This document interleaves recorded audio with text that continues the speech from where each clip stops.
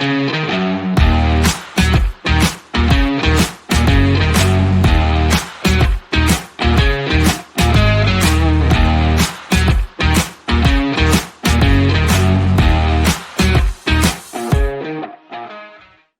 back. Real estate is crazy. I'm David Hagigi, and this is Christina Smith. Johnson? I said her name for her. Smith. Yeah, that's Christina Smith. Yeah. And we have Ryan Gaines. Yeah. Hey, Ryan Gaines, moving and hauling. This guy is a very entertaining guest. Yeah, I think I got to let people know that, because we haven't done this, that the podcast is about the crazy experiences in the real estate field. We've had a lot of realtors, but Ryan's not a realtor. There's no limits. We're not limiting to real estate agents. The stories come from all angles. Yeah. I've heard some crazy ones from Ryan over the past. That's kind of why I invited him. Yeah. I know he's been talking about a couple stories he wants to share, but the Ryan, truth is we're throwing around all kinds of crazy stuff about divorce and crazy horror stories when it comes to moving. I think Christina has one. Yeah, well, Ryan, tell us what you do, and then that segues into some of the crazy stuff that happens. Yeah, so, and I think I'll start off by telling you what I do, but also telling you how I got into it. Yes, ooh, I like that. Yeah. So that's kind of a story in itself. So about 2019, I was going through the worst and only divorce of my life. Ooh. And I was in some pretty financial bad, straits. We've been there. Yeah, it was pretty bad. I gave her everything. I didn't fight for anything, and child support and everything else. It put me to a point to where I had to move out of my house and become a roommate. And while I was a roommate for about a year and a half, one of my roommates worked at a Goodwill in Oceanside. And one day she called me because I had this beat up 2003 Dodge Ram 1500. He still has a Dodge Ram. It's not beat up anymore. And it's not the same one. It's a 2500 now. But it's because of this story I'm actually about to tell you. So one day she calls me. She's like, hey, what do you, she knew, roommates, we get close after a while. We weren't close like that, but we were really good friends. And she knew that I was my circumstances. So I guess in the goodness of her heart, she had a customer at the Goodwill. They just purchased a sofa, this young couple in Oceanside. And they were about to go next door to the U-Haul because the Goodwill on Mission is in a plaza. I know exactly where you're talking about. So she worked there, and I don't think I should say anymore. But anyway, in case she got in trouble, I don't know if that was. She doesn't work there anymore. She doesn't work there anymore, so it doesn't matter. So she can't get in trouble there. Yeah. So she's like, hey, they're about to go pay $19.95 plus this plus that. I told him I got a friend who could do it for $30. And I was like, bet I'm there. This is going to be my food money. She was looking out for you, though, giving you the opportunity when you needed it. $30, keep in mind. Oh, also at the same time. $30 was a lot of money 3 years ago. Anyone anything about the military, I was a gunnery sergeant, active duty in the Marine Corps at this time, right? Financially struggling, okay? Yeah. So $30 was life-changing money and at that moment in my time. So I hop in my truck, drive to the Goodwill. I shake hands with the guy, me and him loaded up, and we're driving like every Marine does. I kept my uniform, my camouflage uniform, hung up on hangers in the back seat of my quad cab truck. So the guy's riding shotgun. I'm assuming he looks back and he sees the uniform because he asks a question. It's pretty obvious. He asked the question, so how long have you been doing this work? And I'm thinking he saw the uniform. And I was like, yeah, at the time, I think it was like 16 or 17 years. And I'm like, yeah, doing about 16, 17 years. He's like, geez, you've been doing moving and hauling for 16, 17 years? And I was like, no. I explained like, hey. If I did that, I wouldn't be talking about my fatigues. My friend just told me that he was like, no, bro, so this is what you do. And he told me, start posting ads to say, hey, you're a guy with a truck. And I didn't do anything because when you're depressed, people will offer you advice, but you don't receive it in the way you should receive it. Absolutely. Nothing seems, unless it's like the fix-all solution that you need in your life, like this. Which doesn't exist. Yeah. It didn't seem like it was what I needed. So, but anyway, 3 weeks later, I remembered it and I was like, fuck it, why not? And Yes. And I went online, posted an ad on the platform. What did you use? I used Craigslist. Okay. I posted real simple. I was like, I'm just a dude with a truck. I threw in the fact that I was an active duty Marine, not to like get for reputability. But because Yes. I wanted people to know that I have access on and off base, and that gives me a competitive advantage to other people. So if you on base and you bought a sofa from IKEA, I could bring it to you. Yep. How does that work? If you're a civilian mover, you can't go on base showing your... Most times the base will let you go, but there are these rare times where they're not letting anyone who does. Sure. That actually happened recently. Threats happen. So Sure. And sometimes people in normal situations, if the moving company doesn't look, if they look too shady or the guard is really doing his or her job to a T, you're not getting on the base unless you have the right credentials. Yeah. But with me, you don't have to worry about that. So I told them that. So anyway, I posted the ad, and not even 20 minutes later, I got a text. Hey, we just bought this blah, blah, blah from, what's the place? Costco. Would you and I so a little bigger budget. So I was like, I know my value now. I know my value. All right, so hey, $4, and I waited for his counter offer. He accepted, and I was like, so I made a good deal. Well, it felt good. It felt good. Yeah, and that would start a process of me not only. First of all, being able to bring money that I needed into my situation. Side hustle. Yeah. Where I'm at now. I got my own house back. I have a couple cars now. I'm doing well. A whole lot better. I see you on social media. And also, but it allowed me to learn some intangible things that I don't think I would have ever learned. Like most of all, like my value of what my time, my abilities. Like I've had situations in the past where. And I'll tell this and I'll stop talking. But please don't. I remember a customer hired me to come to her house in Oceanside. She had these 2 stone lion, these lion things. Those things from the front of the house? They put at it was probably about 2.5. I mean, it's a almost sculpture. Like a gargoyle, it's a alive. guard sculpture. Yes. It's at the entrance of their walkways by their gates. Yeah. Right? Yes. So she needed me to basically. It deters thieves. Lift them in. Oh, she needed me to basically lift them. So, thank you, and put them on these stone platforms, right? Yeah. So, and I showed up, and there's like another guy there, like a guy my age, because I'm 40. He's about. Was she 45. making you compete with him? No. He said it was too strong. He said it was too heavy. It was too heavy, and so she hired me to help him maybe with some equipment to pick it up. And I show up, and Anna was with me on this job, and she came, and I looked at it, and I was like, is this it? And I just picked it up and just set. They were probably like 200, 250 pounds. The other one, and like they're looking at me, and the husband or the boyfriend, he would later come back and say, hey, man, it only took you like 10 minutes to do that. Do you really think you should charge us the whole hourly rate? Oh, no. And I said, of course, because the other 50 minutes that I wasn't here, I was in the gym. So that I can pick up this and do something that I you know what I mean. So jobs like that have taught me like I have to value my time and what I bring to the table. Surprising how few Americans do value their time, and I think that this whole revolution in the employment workforce sector has kind of created a lot of people standing up for what they're worth. But there's another side of it. You can very easily be too expensive or too unattainable for people by standing up for your work too much, right? Yeah. And I know my experience with Ryan is that he's a fair provider of services, meaning you get good quality and accountability at not a high price. Yeah. Well, I asked him too, because my mom, we had her on the podcast. She moved to Texas. Oh, that's and right. she drove all the way out there, but I didn't know she was coming back. So she came back and she went to her house in Palm Springs.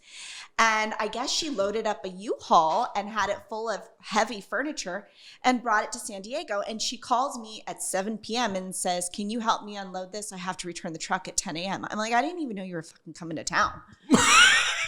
I said, who helped you load this? Well, this is so much better because we know her. The podcast viewers know your mom. So I said, who in the world even helped you load this thing? She said, the gardeners. Was she moving like a CIA black site or something? It was like a heavy couch that has the things that flip up and it's like automated, super heavy. The gardeners helped her load it. Gardener, she convinced. She's a shrewd negotiator. If you're ever buying real estate with my mom's in it. She negotiated. Stay away. Unless she's on your side. Stay away. The gardeners to load the furniture for free.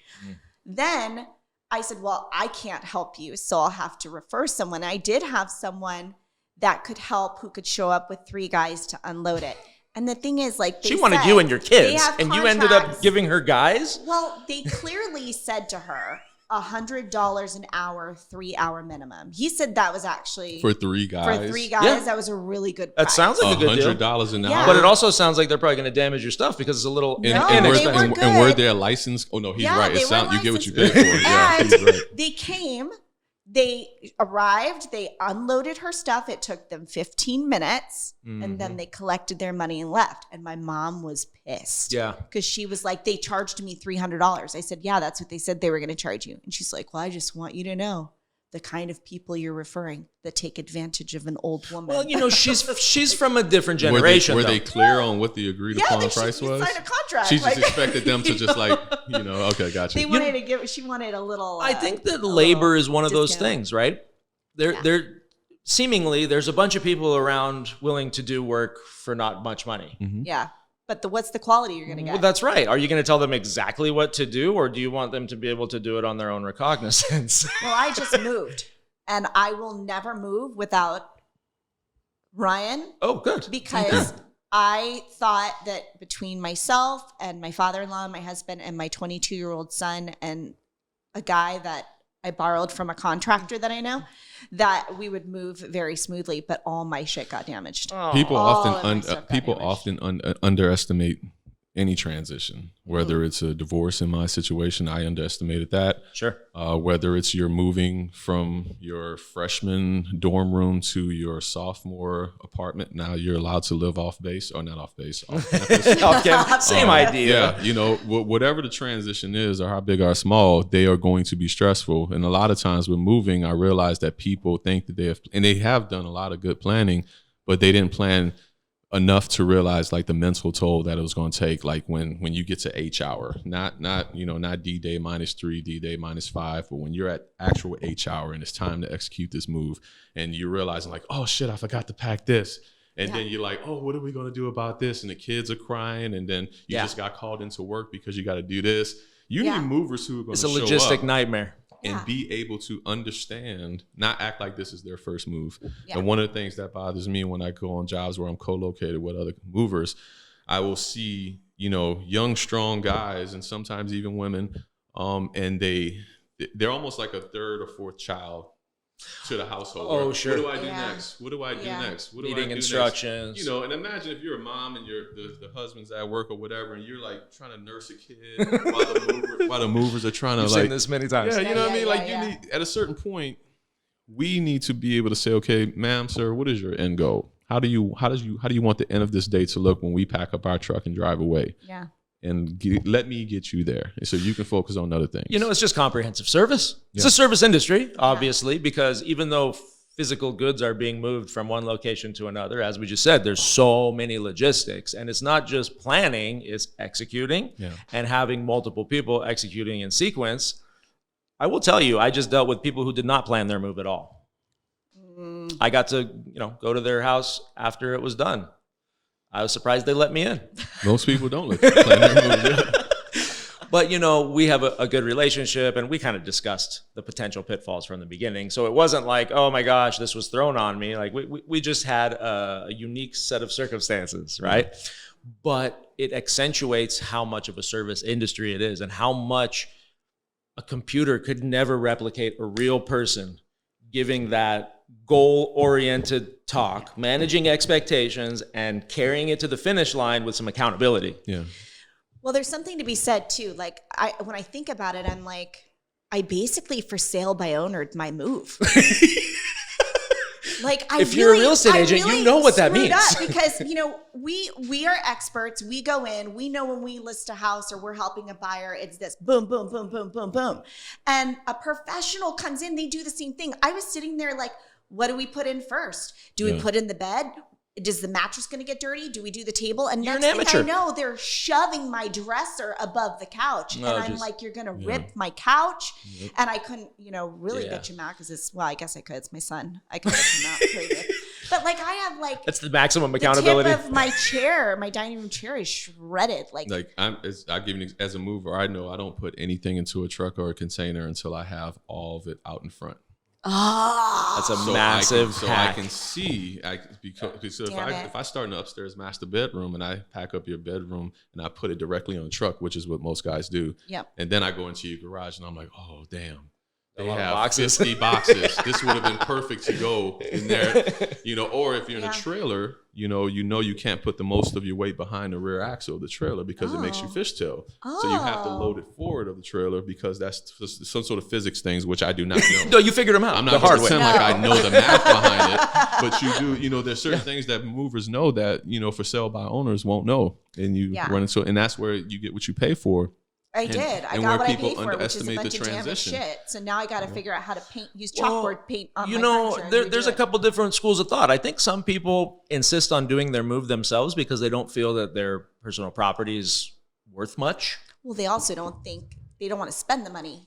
That's the hidden cost. That's Is the actually thing. the cost of new furniture. Yeah. Yeah. Well, even if it Yes. is cheap, right? Like the cost is your sanity more than anything. I really think that this particular discussion, this topic is so important because I'm seeing some agents mismanage and people are ending up moving twice or, Yeah. using a pod for an extended few weeks. Like it can be very challenging. I think what I'm realizing is Ryan's a professional Tetris player, really. Yeah. Yes. 2022 champions. Don't forget. Professional Tetris player. That is the perfect analogy. Well, what for I've that. always done is just got a truck that was way too big so that I knew I would never have a size issue putting it in. But then I have to fill the spaces and stuff moves around and I end up like strapping it to the sides. And that matters for the move that you're doing. If you're going from here to LA, a truck that ain't too big is going to be fine if you got some straps, to kind of secure stuff. But if you're going from here It's to going to be a Utah, soup. if you're going from here to Utah, you need to have everything secure. Yes, So like all of that matters. Do you do interstate? Because I got a client moving here from Massachusetts The right furthest I've ever moved someone was to some part of the Valley of Texas, southeast now. Texas. So did you go out and you unpacked it too? I drove the I love that. packed it, Wow. unpacked it, drove the truck all the way there. I mean, this accountability thing is big because I know most movers that are in that interstate business are referring it. And of course, they're going to refer to someone they're confident with, but it's not the same as having the same exact person unload your truck. No, Yeah, and then when it's a big company, my ex-mother-in-law, when she moved out here, they loaded everything into a truck and then it got lost in transition. Turns out, and I don't know why, they stopped somewhere in Texas and they moved all of her stuff into another truck and it Wow. was sitting there and they had to go find it. They finally figured out where it was.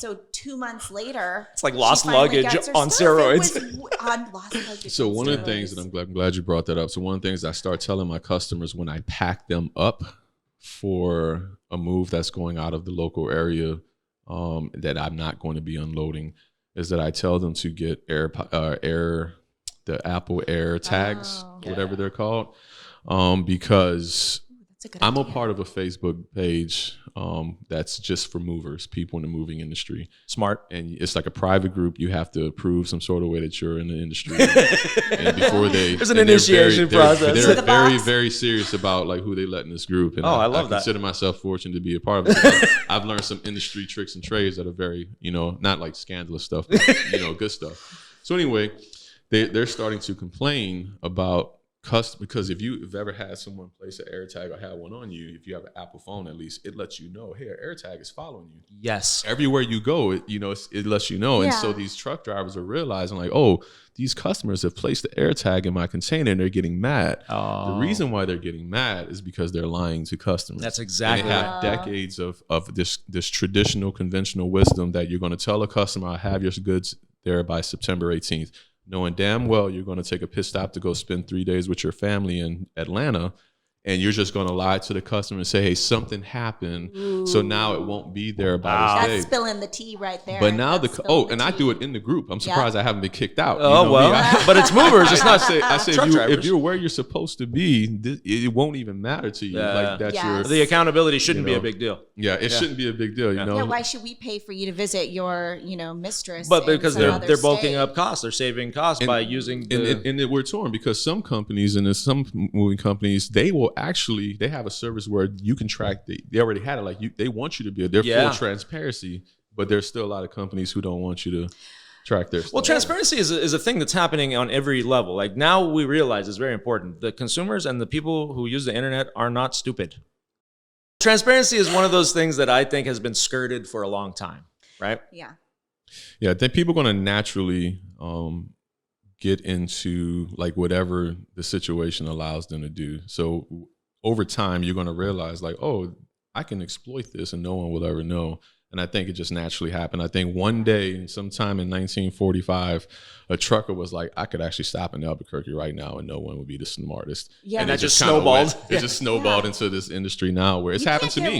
You can't do it. You can't go away. Blah, blah, blah, blah, blah, blah. It's happened to me. You can't get away with anything nowadays. In the with military, technology. You shouldn't be able to. They pay for our moves. So before I ever was a mover, my whole professional life, I've been the customer, the person that is waiting for this huge truck to pull up on the street. That's why And you're these guys- uniquely able to provide the service. And every single time I had to file a claim because they damaged my stuff. And every single time they showed up later than they said they were going to show up.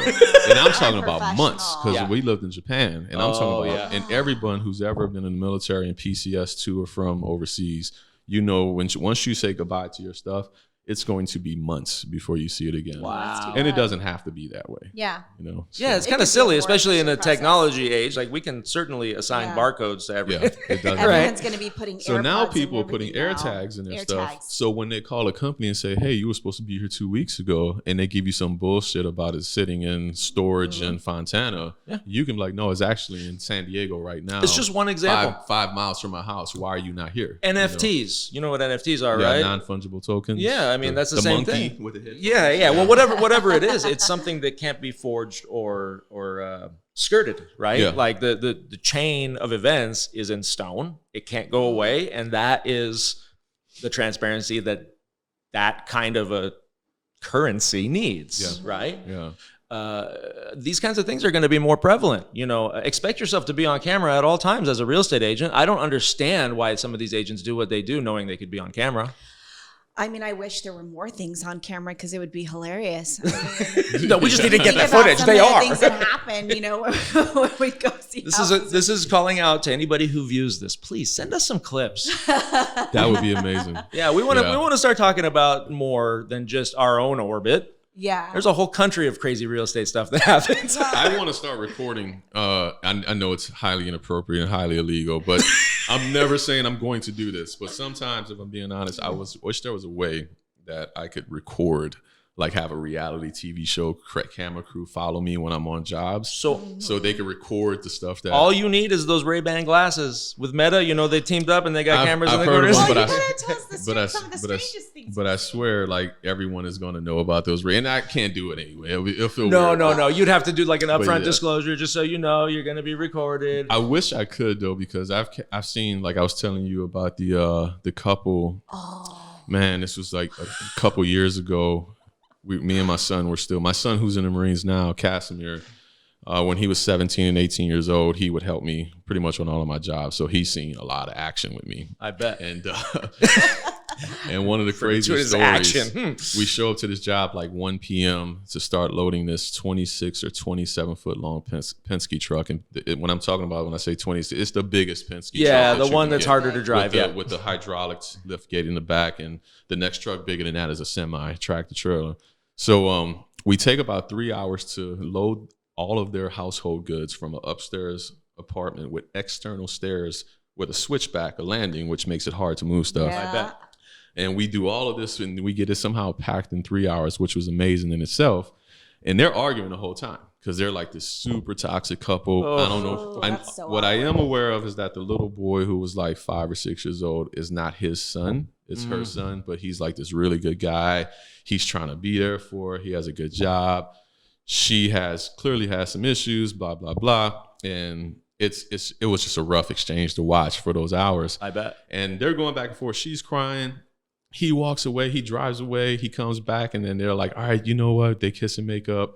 And then they're like, you know, can you guys just unload everything? We're going to work this out. Oh, my Lord. So they were maybe they were separating and one Let person me tell you was something. moving. My son at that time I think he was 18. I think he had just turned 18. And I remember, if you have a child who's 18 years old and you're a parent like me, and you've always taught them like, be independent. You know, you're a grown man now.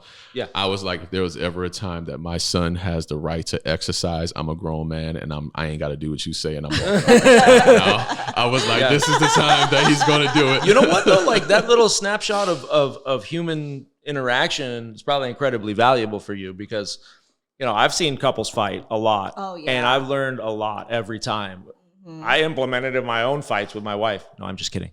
Yeah. Well, you do learn how to communicate because you watch other people and you're like, ooh. Well, and all the different relationships dynamics that exist. So I wonder what your son actually learned from that in a big picture sense. Probably some resilience of the fact maybe that not to get married. you could pack the whole truck up and still it's not over until you know. Yeah. When he just graduated Marine Corps boot camp a few months ago, almost 3 months ago. Congratulations. And I remember I asked him, you know, was there anything about me being your dad, because I was a Marine, and I was like, was there anything about, you know, because I had tons of conversations with him while he was waiting to go to boot camp about what to expect, and I was trying to make sure he didn't go through what I went through, which was complete trauma and shock when I went to boot camp. You know, okay, I knew he was going to go through it no matter what, but I was trying to mitigate it as much as possible. That's smart. And so I asked him, and I was like, and I thought he was going to tell me, you know, because I was a gunnery sergeant of Marines with 21 years in the Marine Corps. I thought he was going to tell me that, like, one of the many conversations that I had with him, or just being raised by a Marine, you know, regimented life helped him. You know what this boy told me? I want to know. He said, being on jobs with me, moving jobs, and learning how to physically endure like certain hard, because we've been on some really hard jobs. Yeah, learning how to make that connection between mental frustration and physical exhaustion and still push through and see it to completion, because him and I have this saying that we don't tap out. No job. We've never tapped out on a job. It's not worth it. So, and he told me, he was like, so basically moving jobs help you make it through Marine Corps boot camp. He was like, yeah. I was like, wow, okay. Well, you know, I think you've given him an upbringing that carries multiple different facets, right? Yeah. Like, you know, these days, I mean, I come from a broken home. Yeah. My kids all come from broken homes.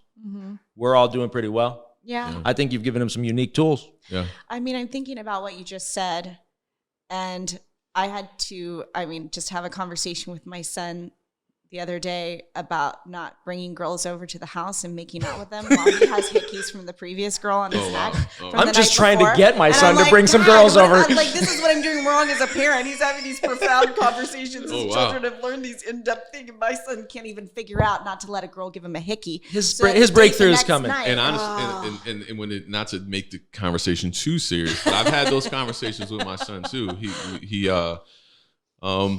I'm not going to reveal anything he's told me, but I will tell him that when he came of age to where I knew he was sexually active, I remember thinking that when I was a young man, I first had a boy, you know, when I first had him, and I started imagining, you know, 19-year-old me, I can't wait till he's age, I'm going to tell him all this.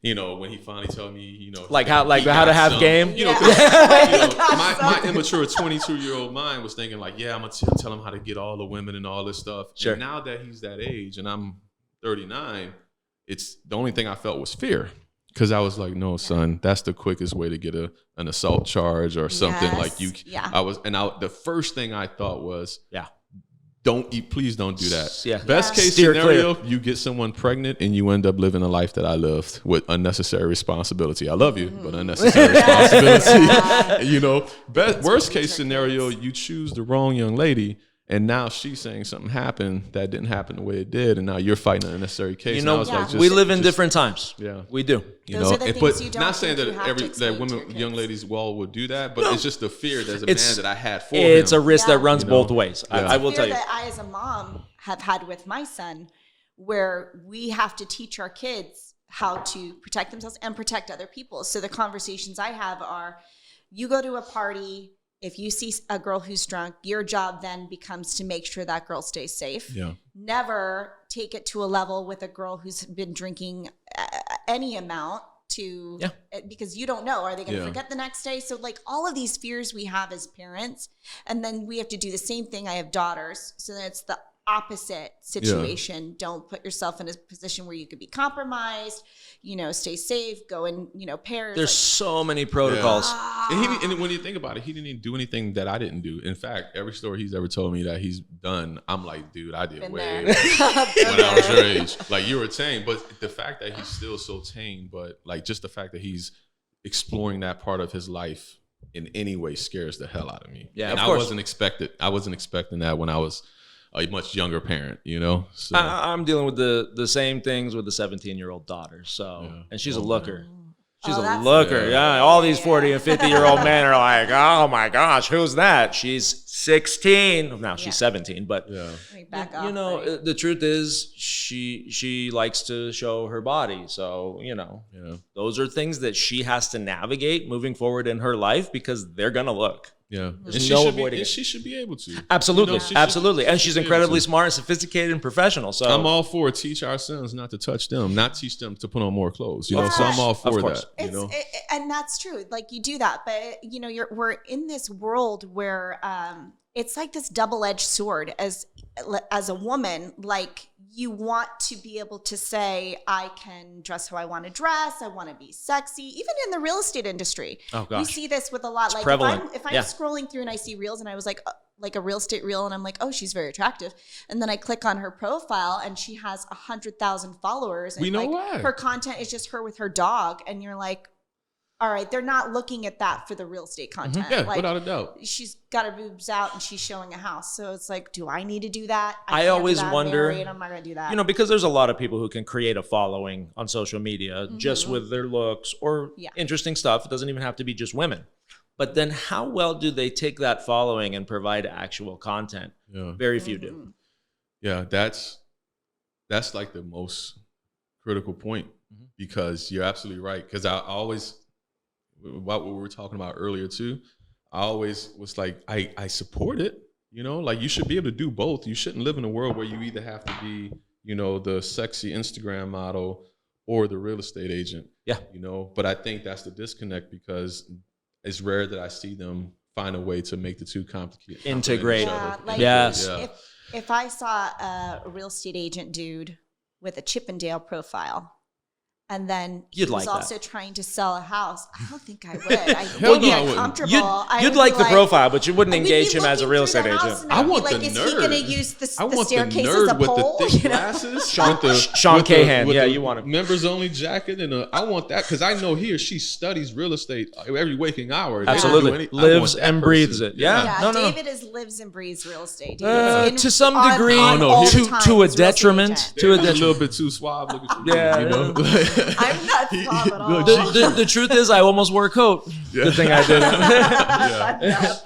No, Ryan, you're one of my favorite people. So having you here is really, really meant a lot to me. And you got obviously a plethora of nitty gritty humanistic details you pull out of your career. Like we do, we see all of these crazy little intricacies and quirks.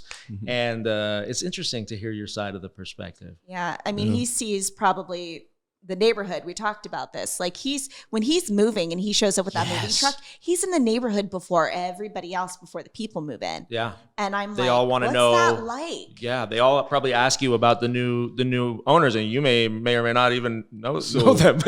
So one of the things that I've learned is that I don't have any obligation to do anything more than just be tactful. And in fact, some customers have taught me that they prefer it that way because not everybody is doing a move that's just a typical, hey, we got a better place to live. Some people are leaving abusive ex-partners. Some people were part of a very unwelcoming community. Yeah. And they don't want their neighbors to know where they're relocating to. So absolutely discretion. So for a variety of reasons now, whenever I show up to a place and neighbors try to probe me, because that's the truth. Let me tell you something. 21 years in the Marine Corps, I know when somebody's trying to probe me. Hey, how you doing today, buddy? You good? So you helping these guys move? Yeah, that's a nice truck you got. Yeah, you're warming me up right now, aren't you? Yeah. Your mama good? Yeah, so I was like, you know, like they start, you know, and I'm just like, and then they find out you're not giving up anything, and they walk away. I'm like a Secret Service agent, you know, like move this way, ma'am, you know. So because it's not my business to tell. No, you know? and honestly, that's the best service you could provide to your people, to your customers. But because they will try, man. They will. Like I was talking when we talked on the phone about everyone wants to walk their dogs in front of the house that the new people are moving into. Like I can call it like clockwork. The moment move-in day happens, every neighbor in the community, every dog wants to take a shit right in front of their house. And they're just standing, watching, and then another. Well, it's the best vantage point. And within 15 minutes, it's like a group of ladies across the street walking their standing. They're not walking their dog. They're just standing, staring, and just whispering. Would you refer watching. to them as Karens? That word gets thrown around so loosely. Yeah, without a doubt. Like it's that's what's another reason I don't like talking to them, because some of the questions they ask is so invasive and so off-putting. And rude. Okay, this is the juicy part I've been waiting for. I'll tell a story about this one. So it was a black couple, and it was, I call it like my George Jefferson moving on up story, right? Because like it really made me feel good, because for one, I don't get many customers of color, and I don't get many customers who are young, because I don't know if you guys have noticed this, but I'm from a very black city, New Orleans. Oh, yes. I grew up in and around black people, and I've been many places around the country, but San Diego County doesn't have that many black people. No. All right. So it's actually very rare when I come across a black family. So this was a black family, and I was like, oh shit, hey, what's up? You know, Obama bump, you know what I mean? And then and we move, and it's like a 2-bedroom apartment somewhere in Carlsbad, very modest apartment, very modest neighborhood. But it's in Carlsbad. But yeah, and I think he worked in finance, and him, his wife, and their 2 young kids moved to this beautiful house in Oceanside. I can't remember the neighborhood, but it was somewhere like near the San Luis gate of base. Sure, it was really nice. Yeah. Or Arrowwood or something like that. Really nice, big ass house.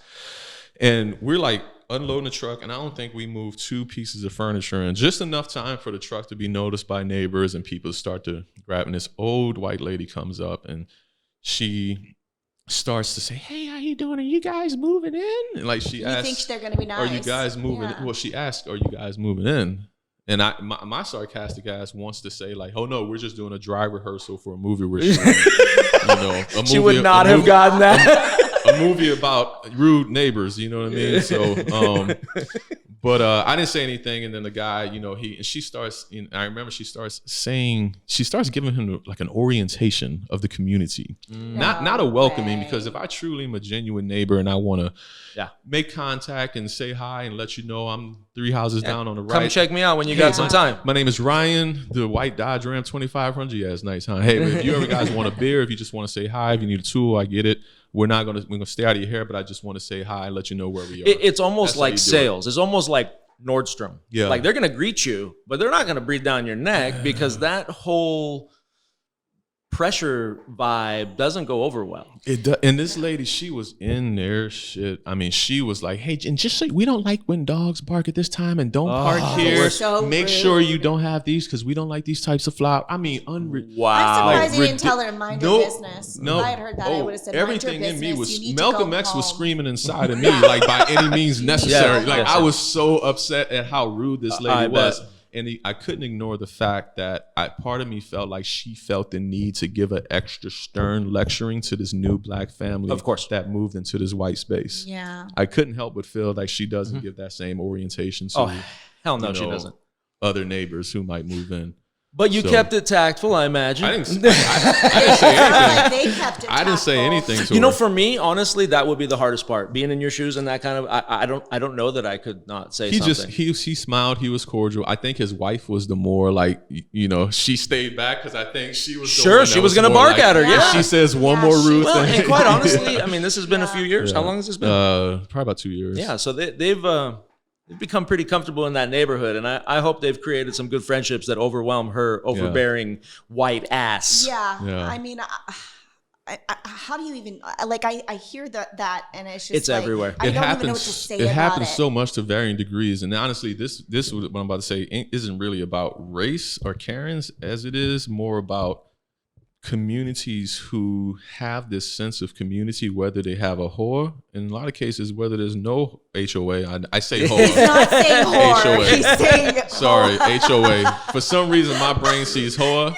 Not HOA, but I mean He was HOA. saying hoa to Perfectly me, and he acceptable was like, I don't terminology. have to explain to you what a hoa is. And I'm like, I know what a hoa is. Yeah. But whether they have like an organized, HOA, or whether it's just a tight knit community that's been there for generations, but I really resent this idea. I understand, because at a certain point you have the right to want to protect the integrity of your community, but this is the United States of America that I fought to protect and defend. That's right. And anyone has the right to move into any community.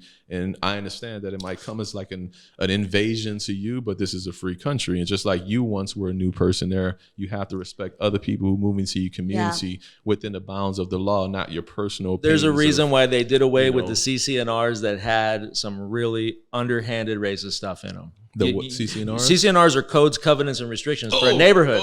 Basically, in San Diego, predominantly down south, actually, there's a district between. I told you about one. Yeah, the Midway District and Point Loma. There's a district right by the slough where there were a bunch of recorded documents about which races were allowed to live there. And so these are they're all still recorded. You can't unrecord a document, but it says at the beginning of the title report. They had to amend it.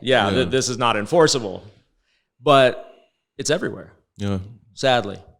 Yeah. Until we realize kind of what makes America really great, I think it's going to continue. I think people need to mind their business. That's what I think. If you're going to say if some your shit, intentions are not something that's positive and welcoming and just basic human kindness, you need to stay in your house. You need to mind your business, because I'll tell you what, if I hear you do something like that, Christina I'm going to will embarrass say you. something. I'm going to say something. I'm going to embarrass you. And I've done it before, and I will do it again. And one I of don't the care many reasons I love if her. you buy or sell a house with me, because I stood up to you and told you that you were a piece of shit human being. So I'm just going to put that out there. I think that we can be much more welcoming than we seem. Yeah, I think it's really, really, really, really important. I think it's also important to point out that a lot of these neighbors do it and they don't realize they're doing it. Yeah.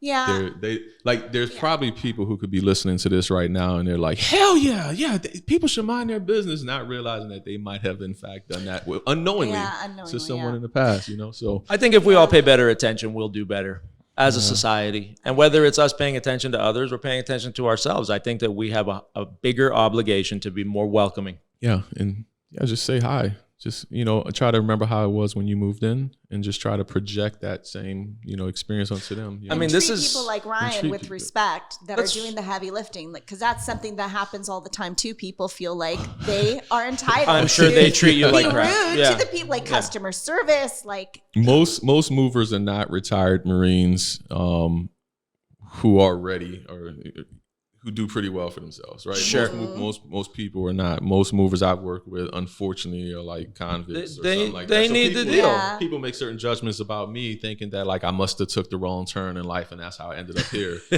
Not knowing that I have a secret clearance, not knowing that like you're a business owner and that you make a very good income doing what you do. But that's what it is you saw an industry that had a need, and you saw an opportunity to fill that gap. Yeah, that's what I enjoy doing. And even if it was someone who is coming out of, it shouldn't matter. They want to work hard. They want to support their family. They want to support themselves. It's about basic human decency. It is decency and dignity. And, Ryan, I'll be frank. I think that your business tact is top notch. I don't really think that many people practice like you do in any industry. And that's the reason why most business people struggle, because they don't give a shit. Yeah, what I've seen, a lot of people, and I'll give a bit of advice to your customers. So the niche that I feel is the small moves. I've done many big moves before, but most of the moves that I do is usually stuff that could fit in one load in the bed of a pickup truck. So if you buy a sofa, or if you just want to move one room. So more of the hauling. Yeah, and I do a lot of junk hauling, right? So a lot of my customers are people who originally called, they got to the yellow pages, if they still have those, or Google, and they saw, like professional moving company, and they went to the website and they scheduled this person, and they didn't realize that when the receptionist took the job and scheduled it, the receptionist was like, oh, this is only going to be a $500 or $600 job. This is really small. We're going to schedule it in case we don't get anything bigger that day. But not prioritize. What happens is they will get something bigger between now and the 2 weeks that they scheduled you out. What's going to happen is they're either, best case scenario, they're going to cancel on you last minute. And then you're going to call me with an emergency move, and I'm going to fulfill that need for you for a fraction of the cost that they were going to charge you anyway had they showed up. Or they're going to no-show you, and the same thing is going to happen. I've heard about these no-shows. Yeah, it happens, David. It happens so. I mean, can you imagine all the logistics of getting your move ready and then some of these moving companies are out here are actually really sad in how they do people. They will schedule the job and then even confirm with the person the evening before and just not show up, not answer the phone. And I have people call me crying saying they just wouldn't show up, and so yeah, trust. It all goes back to trust, right? Yeah. Like if you trust these people to show up and then they don't, better not trust them again. Yeah. But people don't move that much in their life. So if someone has this need, I mean, rather than wait to the last minute and have an emergency situation, you know, how can they meet with you? What does that process look like? How can they get a hold of you? They can get a hold of me probably for the next few months. And I say that because I can't do this forever. And the goal is law school. So I'm gonna be returning back to school in the spring. So at least for the rest of this year, and I'm definitely willing to work until I say I'm not doing this anymore. But my number is 760-716-0629. I don't have any social media related to moving. He's text friendly though. What about training someone? Or, you know, bringing people in. I would love to. Starting well, that. you know, maybe if there's someone out there who's interested in working. I would with you, love. partnering. I would love to have someone whom I can train and maybe even go license and just be the business owner and have like someone who I pay very well to work for me. I will say this though, I have a very tight code of principles and ethics that I do everything in my life by. It's obvious. And anyone who chooses to like learn anything from me, they have to do it with the understanding that I'm gonna hold myself and the person that I'm teaching very accountable and to a standard that I'm satisfied with. So it won't be easy, but it'll be worth it in the end. I'll say that. I mean, I see the makings of a full career. You know, this could be the launch for a moving business that the truth is maybe it starts here. The top reputable moving businesses aren't that reputable. No, they're not. Yeah, I wouldn't hire any of them. You know, to be honest, I maybe there's one that's based in Arizona that I really like, and I wish they were local because I would refer them more business. But I've tried to work with businesses in San Diego County, and at the end of the day, this is the only thing that matters. You know what's funny is California has this reputation for business being a little fly by night and not showing up on time or not doing this stuff. I feel like it doesn't really exist that much in other places. Yeah, I mean not Arizona. California is a different beast all around. Yes, it's just a different. I think there's a lot of variety of reasons why something like the moving industry is different here. Sure, where it's not the same in any. Well, they don't have much weather to deal with here. Mentality. We have the weather. I think we're kind of. A lot of us are pretty lazy because we don't have to deal with a lot of the things that other states have to deal with. It's like we're this melting pot that gives you gas. Yeah. And I also think that California has this unique pool of like undocumented workers that allows a lot of these companies to operate the way that they do.